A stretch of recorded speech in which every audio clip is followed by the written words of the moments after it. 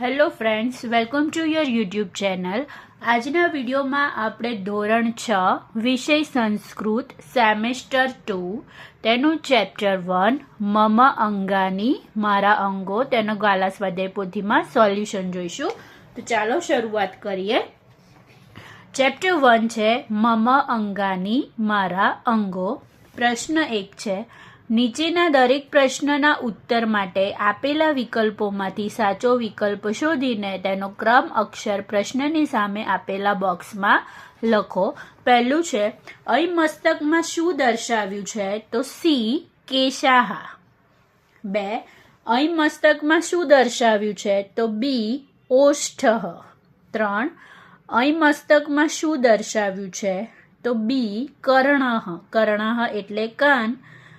અહીં મસ્તકમાં શું દર્શાવ્યું છે? તો બી નેત્રમ. નેત્રમ એટલે આંખ. 5, અહીં બે હોઠોની વચ્ચે શું દર્શાવ્યું છે? તો સી દંતાહા એટલે દાંત. સી. 6, અહીં મસ્તકના ચિત્રમાં શું દર્શાવ્યું છે? તો ડી ગ્રીવા એટલે ગળું. ગરદન, ગળું.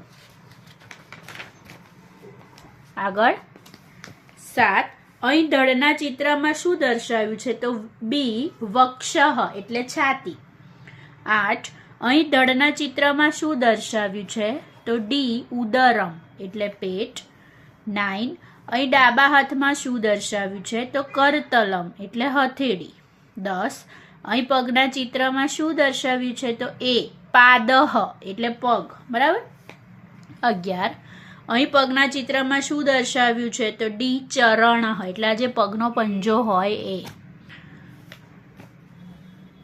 12, નીચેનામાંથી હાથનું અંગ કયું છે? તો એ કરતલમ. કરતલમ એટલે હથેળી. 13, નીચેનામાંથી મસ્તકનું અંગ કયું છે? તો બી નેત્રે એટલે આંખ. 14, મસ્તકસ્ય અધઃ ખાલી જગ્યા અસ્તિ. તો મુખમ શું હોય છે? મુખ હોય છે. મો. 15, મુખે એકા ખાલી જગ્યા વર્તતે. તો સી જીહવા. જીહવા એટલે જીભ. કરાભ્યામ અહમ કાર્યમ ડી કરોમી. કરોમી એટલે કરવું. આગળ જોઈએ. 2, નીચેના વિધાનોમાંથી સાચા વિધાનો સામે ખરાની અને ખોટા વિધાનો સામે ખોટાની નિશાની કરો. 1, લલાટમ પગનું એક અંગ છે. તો ખોટું. 2, વક્ષઃ મસ્તકનું એક અંગ છે. ખોટું. 3, ઉદરમ શરીરના ધડનું એક અંગ છે. તો સાચું. ઉદરમ એટલે પેટ, એ ધડનું અંગ કહેવાય. 4, નાસિકા ધડનું એક અંગ છે. તો ખોટું. 5, દંતાહા ભોજન કરતી વખતે ઉપયોગી છે. સાચું. ધડના અંગો લેખન કરવામાં ઉપયોગી છે. ખોટું. ધડના અંગો રમતગમતમાં ઉપયોગી છે. ખોટું. 3, નીચે આપેલા સંસ્કૃત શબ્દોના સાચા અર્થ તેની સામે આપેલા વિકલ્પોમાંથી શોધીને લખો. તો કેશાહા એટલે વાળ, ઉદરમ એટલે પેટ, ગ્રીવા એટલે ગળું, ડોક, હસ્તઃ એટલે હાથ, ચરણઃ એટલે પગ, લલાટમ એટલે કપાળ, નાસિકા એટલે નાક.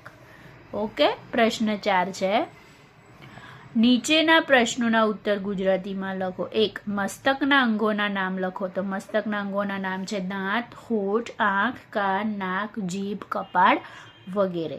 ધડના અંગોના નામ લખો. તો છાતી અને પેટ. ઓકે. હાથ પગના અંગોના તો હથેળી, આંગળીઓ, અંગૂઠો, પગનો પંજો વગેરે. પ્રશ્ન 5 જોઈએ.